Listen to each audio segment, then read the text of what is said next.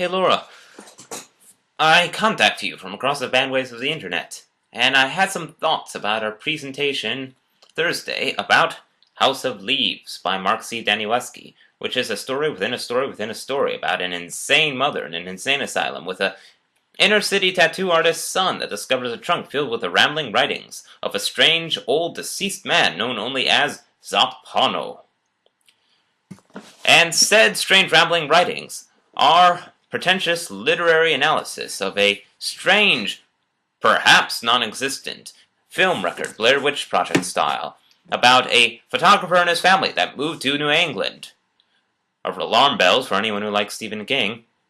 And goes to a house with impossible architecture, strange geometries, and a dark hallway that leads to a staircase, a large hall, and a labyrinth filled with what might be a monster. Swiftly, everything goes to heck, and a numerous amount of fake and real literary figures weigh in with their own personal interpretations of the novel. I personally believe that, in many ways, the novel House of Leaves is a satire and of literary analysis in terms of how it can sometimes ignore the big picture while struggling to explain details. All these people weigh in with their own agendas and such, while failing to realize that this is ultimately a real horror story about a family that is going through hell as it gets tormented by a living, otherworldly house. And that's not even taking into account the outer stories of inner city kids and insane mothers in asylums. Right, auditory problem. Maybe you can fix that when we get together, but I don't know much about the author, so do some research, because I'm too lazy to do it for myself. Cheers! What? We were supposed to read House of Leaves? Shit! Okay, I did some research on the author, Mark C. Danielewski. Danielewski, I think that's it. This, from what I can find out, this was his debut novel back in 2000. He was born in the 60s.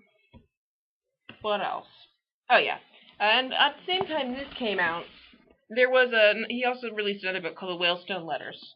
Now, honestly, I'm not sure if that book was included in this, because there are sections towards the back right here that are the letters that are called the Whalestone Letters. Maybe there's actually a longer section later, maybe not. I'm not sure. But regardless, both books are examples of what is called ergodic literature. Ergodic literature is basically a narrative that is multi-layered. Such as this one. For example, what I've read is that this has a first letter code, where the first letter of each, I think, chapter spells out a secret message. It also has many other codes, it also has multiple texts, multiple ways of reading, and an abnormal format, and all examples of things that fall into ergodic literature. House of Leaves, while not very popular first, did become a bit of a cult classic later, and even won a few awards.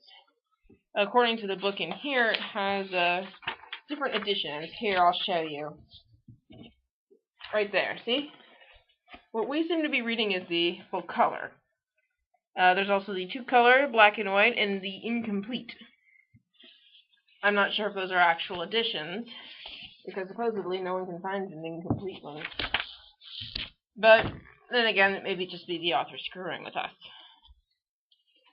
As for our presentation, I'm thinking maybe PowerPoint, just sort of a description of what's going on. Give some maybe a photo of the author, and maybe some examples of the text. And so anyway, what do you think?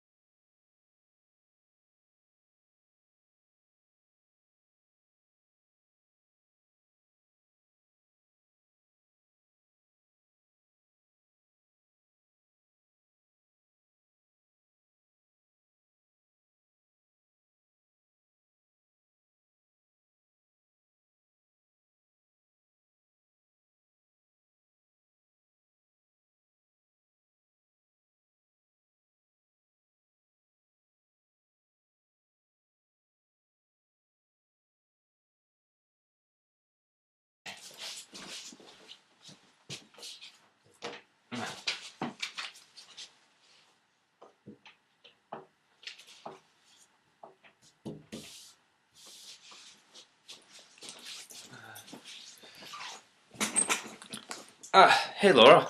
Right. Very good. Very good points. We should definitely include that in the final presentation. Um, uh, you haven't been hearing any strange, potentially unholy noises, have you?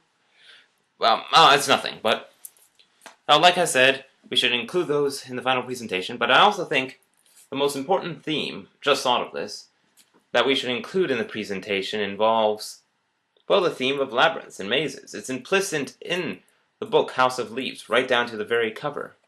Through its ambiguous and mysterious text, its unconventional, aesthetic structure, and in ways it can be in a multiplicity of ways. Just like there's many paths through a maze. Literary analysis, deconstruction, of horror story, deconstruction, and of course, the most important way of interpreting it, the most important theme is how the maze metaphor connects to, well, the classic Grecian myths of Daedalus and the labyrinth, and Theseus and the dreaded Minotaur and stuff like that. It's all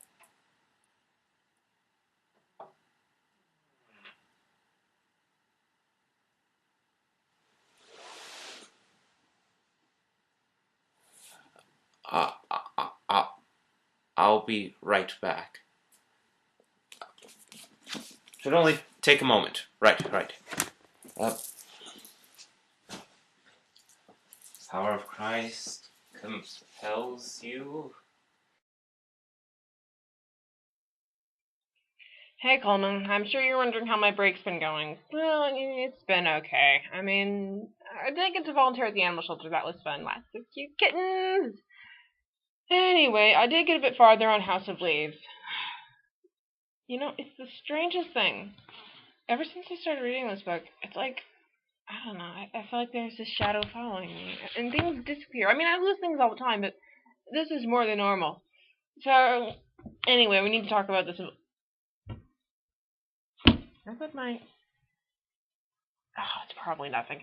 Anyway, the book, like I said, was intergonic and has a lot of interesting formats that have led to the story. For example, the text is sort of written in multiple fonts to show narration.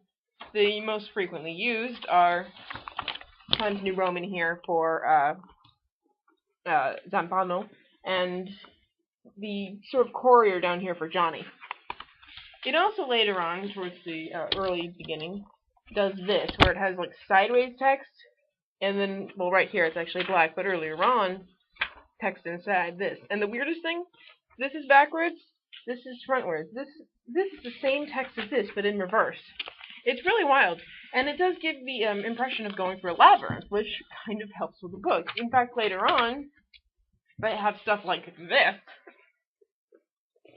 I don't know, you can't see it. The camera's really bad on this thing. But it's just very bizarre, very surreal, and it does sort of give you the idea that something is very, very wrong when reading this. Anyway, for our PowerPoint, maybe we could... It'd be cool if we kind of did the PowerPoint like this. But that's really the only idea I have. So back to you. By the way, are you okay? I'm getting a bit worried about you.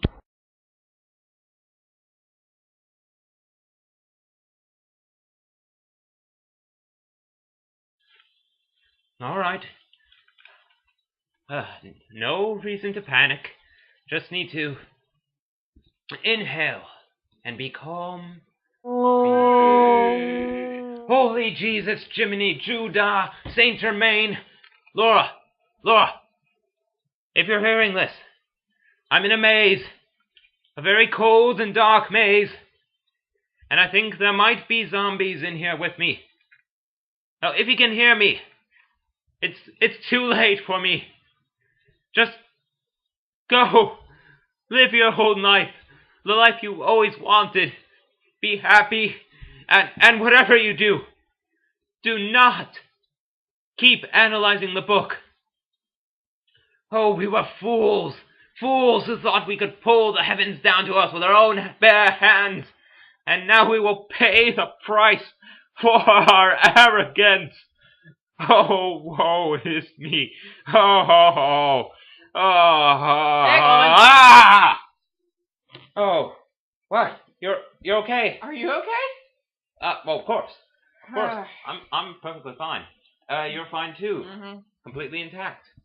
Good. But